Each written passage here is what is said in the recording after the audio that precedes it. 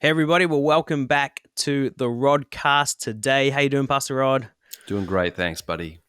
Awesome. Well, we're going to dive into some more questions from the listeners. We've got some great questions ready for you. Thanks for your questions, guys. And by the way, if you have a question you'd love to ask Pastor Rod, make sure you click the link in the description. We would love to hear from you. So here's the first question. It's quite a wide open one. How can I inspire people more? I think this is probably a leader talking Mm, about how can I be more inspirational, lifting people more, encouraging, inspiring. Obviously, Pastor Rod, you're very good at this, if I may mm, say so, and thank you. so would love to hear some wisdom around this. Yeah, I think that inspiration is a thing of the heart. And I think people just need to be confident if they've got a good heart. Jesus said, out of the heart, the mouth speaks. So some of this is going to be inspired, like me trying to inspire people to inspire people. Mm, If you got something good in your heart, if you could say it, it just increases it. Or if you could put it on Instagram or something inspirational, because I think a lot of people are fully inspirational, have inspiration, but don't have confidence. So my mm, advice is just try something you haven't tried before.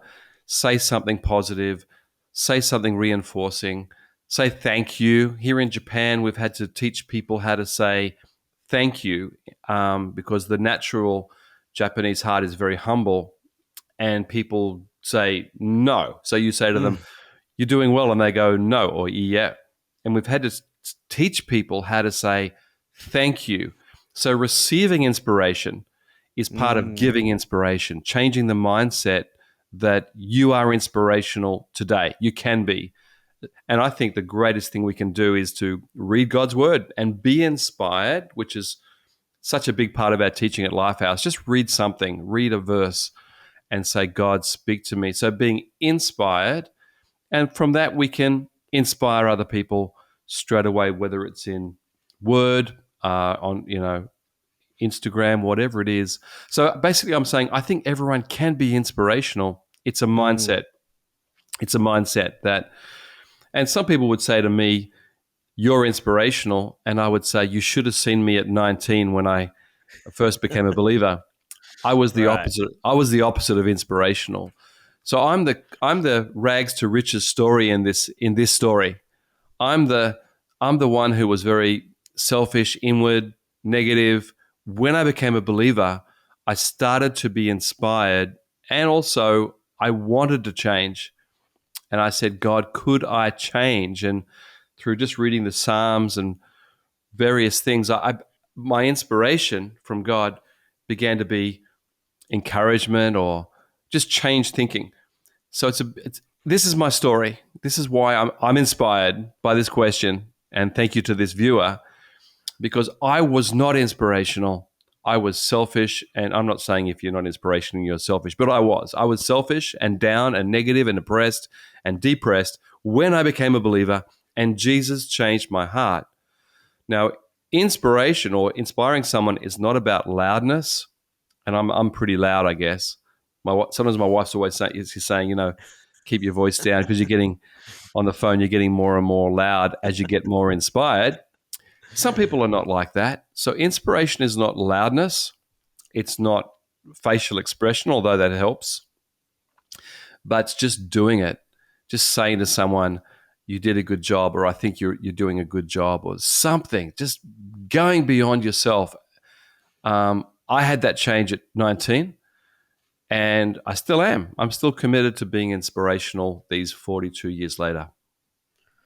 Wow, I think it's an amazing answer. So it's the mindset that you can inspire people. You are inspirational. You've already got that in you. It's a matter of having that Yeah, confidence to let it out. absolutely. I really believe it. And I've always run small groups since I've become soon after I became a believer. And I've had the joy of helping people speak out who said, I'm not inspirational or I can't do it. And over time, in a group that's inspiring and Mm, encouraging, watching that person actually realize they can have a part in this whole thing as well. And I've seen that. I've seen people, change, grow, And then afterwards, it's like the joy on their face, realizing, wow, I'm actually able to give something to other people. Mm. Yeah. That's really, really helpful, I think, for a lot of people. Because I do think there is a stigma around, like, to inspire people. It's almost like an arrogant thing. It's like, I'm Mm, ahead of you. I'm better than you. I'm gonna, come follow me. Kind of. I think mm. that's what I said. The mindset that holds people back from just inspiring. Can you speak to that for a bit? Yeah, I just think we have to get our heads clear that this is not about pride. It's not about me. It's about you. It's about them. It's about us. I think a family operates this way. We Mm, need to become more and more confident as a family that we all have a part. So so when a family member speaks out, that they're not being proud; they're being part of the family. So it's a change of thinking there. That you're mm, invited to the party, you're invited to the family. Now, can we help you? And if someone doesn't want to, they don't have to, but we can help them. So I don't think mm. it's a prideful thing. And I think if people are operating out of pride, God's going to deal with that. Yeah. Because it says God opposes the proud, but gives grace to the Mm, humble. And I just think, I don't want to be proud. I just want to help people. So dealing with your motivation out of the heart, the mouth mm. speaks. Again, that's what Jesus said. If my heart wants to inspire, I can learn to let it go, let it rip. And and if you do see someone proud, just say in your heart, that's not it. I'm not Mm, trying to judge them, but that's not what I want to do. I just want to simply lift. I guess mm, another great word for inspire is to lift. yeah, Causing a lift in a family or a situation is and causing someone to lift is certainly not prideful, is it? So I just think re-establishing maybe another word with inspiring as lifting people, and mm, pride is sort of out of the equation there. If I'm trying to lift them, I'm not being proud. that's great. Just as you shared the example of a family, literally the other day, I was moving a big couch in our living room, and my 3-year-old son Jaden was like cheering me on, saying, "You can do it, Daddy! You can do it, Daddy!" And when I finished, he's, "Good job, Daddy!" And it was like it just made my heart so warm. I was lifted by my 3-year-old son, so that was a great uh, analogy. Right there. that's great. Yeah, families Yeah. are fun like that. As parents, we're supposed to create an environment where kids can discover who they are and their Mm, style. And not every kid is so vocal as Jaden. He's an yeah. amazing, amazing boy. Yeah. But just being part of something, I think, Mm, is inspirational too. You don't have to say something. It's just putting your heart into it, putting yeah. your heart into the lift. And again, Mm, let me say about connect groups. Not everyone is super vocal, but you've got your quiet person there nodding and smiling.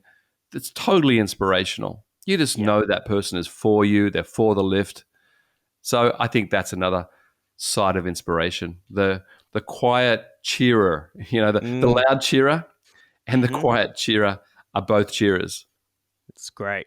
Love it. I think that's really helped a lot of people. Great answers.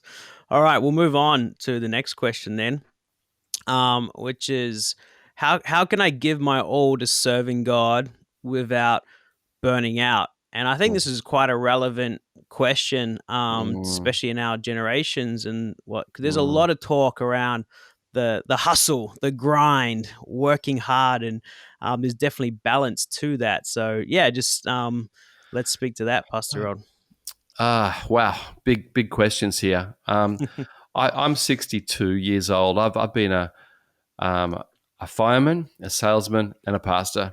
I've had three completely different roles and jobs, and I've got to say, as a Christian, I've flourished in all three areas. So there are some things I've learned, and first of all, you've got to be doing what you love. You've got to you may not start doing what you love. As you enter a company, you're not going to be given the keys to the office.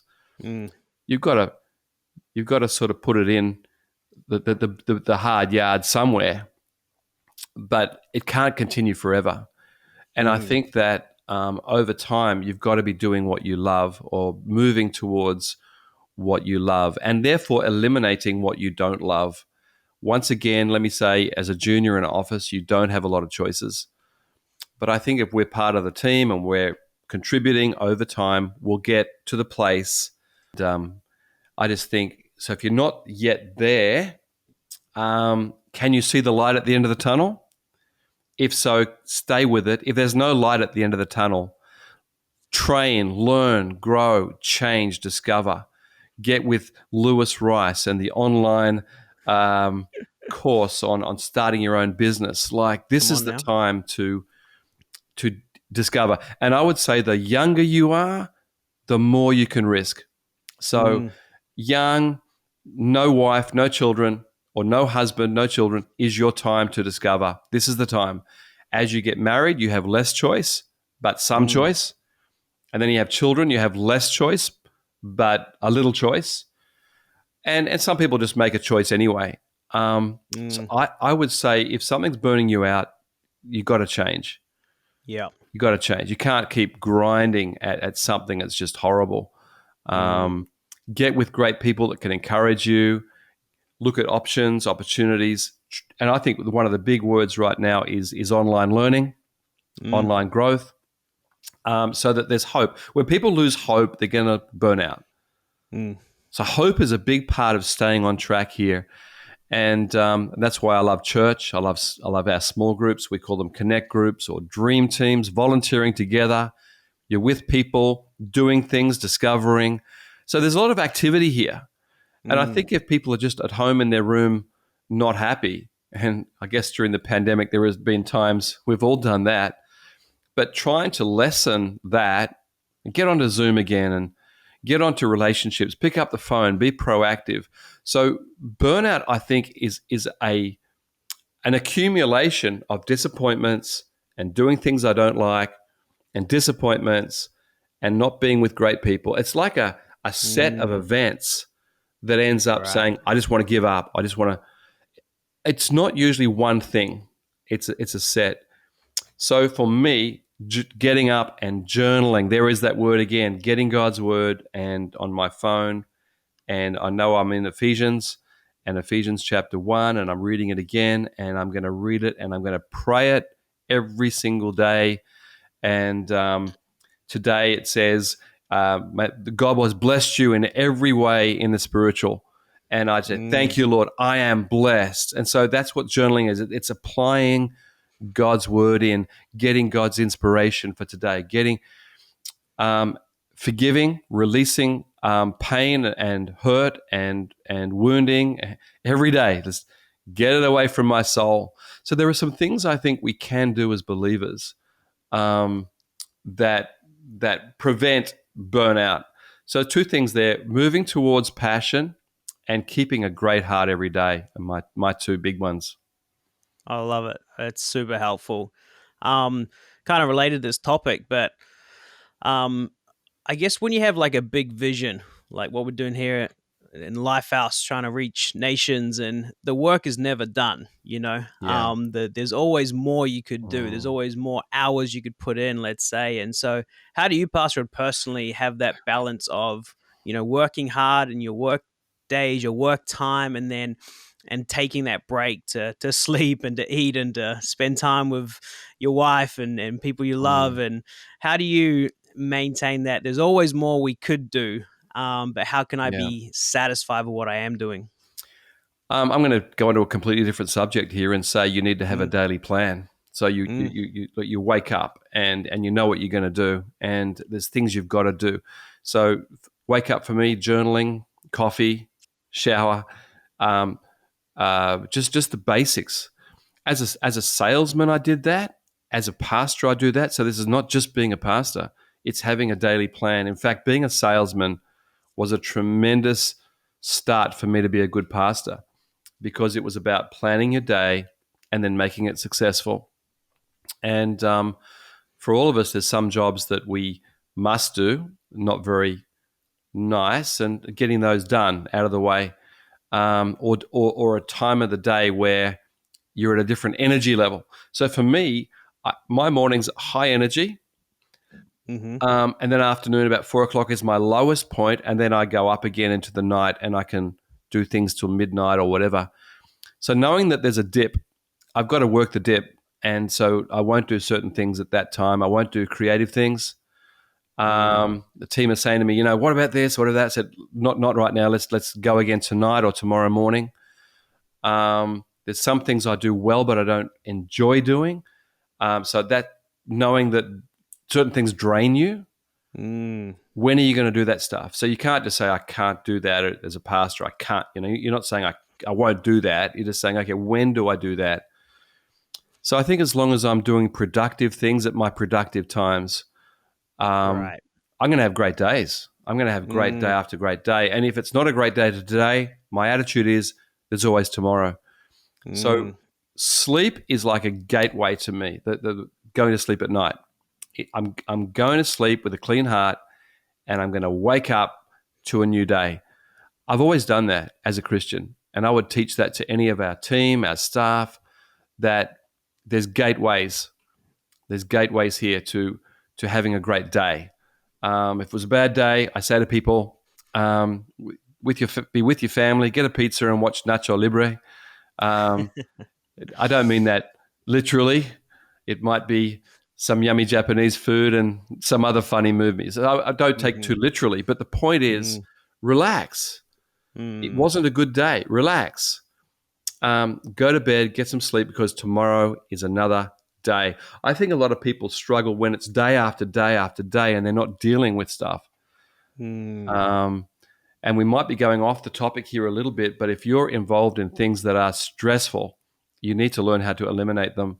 And I'm even including things like sin, like lying or little lies or cover ups or watching something you should. Right. You got to eliminate Mm. to have that good night with the family, relax, enjoy, go for a walk. My wife and I often go out for a cup of tea. We can have tea at home, but that means something to her. So we go and walk and we talk and we have tea, and but it's replenishing. It's replenishing, and we need to have that every day. Mm. So how have I done it? I think it's organic, but understanding your rhythms, understanding your job description. Yes, there's a lot of things we could do, and I could feel bad if I don't do them. But I think looking at a good day's work and say that was a good day, I can finish Mm. now. I can shut down, spend time with my family, watching sport or watching something. Some reward Mm. for me or for our family is always a good thing. That's really good. So it's fair to say if you've made a plan for the day, you've stuck to the plan, you can switch off and relax without guilt Yeah, because you've made the plan, you've done the plan. yeah, absolutely. And I think that there's always going to be crises that disturb your plan. Like being a pastor, there will be, got to go and pray for people or whatever it is. We live in that zone, but you Mm. can't live in that zone every day. So also having boundaries, I think, is really important. So I won't take phone calls unless it's crisis after a certain time of night or evening. If it's crisis, anybody has my phone number that can use it. But outside that, we wait till tomorrow or wait till this time. So protecting your quiet time, protecting your downtime, I think is important. Mm. And we as pastors work with a lot of volunteer staff. We call them Dream Team. And so we would say the same to them. If you can bring a boundary that you're not going to talk about that stuff after a certain time in the day and you have time for you and your family, that's really important to Mm. replenish and also show your family that they are more important than the ministry. Um, you know, you are more, my dinner time is very important with my family. Um, Mm. we always just have a little pray and we eat and laugh and talk. And um, even just last night, I had a phone call from one of my family members and I just said, I can't talk now. And so we rescheduled unless Mm. unless that person was going to say it's emergency. That's different. But not every day is an emergency. So if someone's saying to you, I Yeah. need to talk to you today and I've got to talk to you today, you need to better bring a boundary into that sort of relationship because that could drain Mm. your family. I want my kids to know they're more important than the ministry. And Wow. I think they've grown up knowing that. I love God, I love people, but my family is central to my life. Yep. That's really great. And I think as well with technology now, there's a lot of good tools that can help you with that. Do not disturb mode. If you're an iPhone user, check Yeah. that out. It's a great feature to have. So I think there's a lot of practical things we can implement what you're saying there, Pastor Rod. But Mm. yeah, it's a really, really inspiring stuff. I think we'll stop here for this episode, Pastor Rod. But any just last thoughts, questions Yeah. that you have right now? Yeah, I think with this area of priorities and daily plan, and I think the central point is having God in the center, not on the outside, like integration. Mm, I'm thinking, as I'm talking, I'm thinking God's involved with my family, my work life, when I was a salesman, when I'm walking, having a cup of tea with my wife. God's there. God's mm, integrated, not separated, and that lowers stress. So I'd like to say to everyone, why don't you put God at the center? Which is what great. Jesus said in John 6. Seek first the kingdom and His righteousness, and all these things will be added to you, like Mm, satisfaction, blessing. God at the center, rather than we'll bring God in sometimes, and that integrated life will mm, lower burnout levels and stress levels and depression and a whole bunch of things. So I'd like to pray over that right now. Is that okay? We please, would love go out that. with prayer. Lord, I pray that the believers here listening would put you at the center. You're the priority, and you're not a God that takes away from us. You're a God that gives all these things as well. And I pray we'd have that revelation. Lord, we'd bring you into our work and our home and our decisions in every area. And maybe those outside of Jesus hearing this would know that God is there to help and bring healing, forgiveness, and restoration. And there's hope there for them too. In Jesus' name, amen. Amen. Well, thanks, guys. We'll see you soon. Thank you so much for joining us today. And if you enjoyed today's episode with Pastor Rod, why don't you subscribe on whatever platform you are listening to this, and we'll see you next time.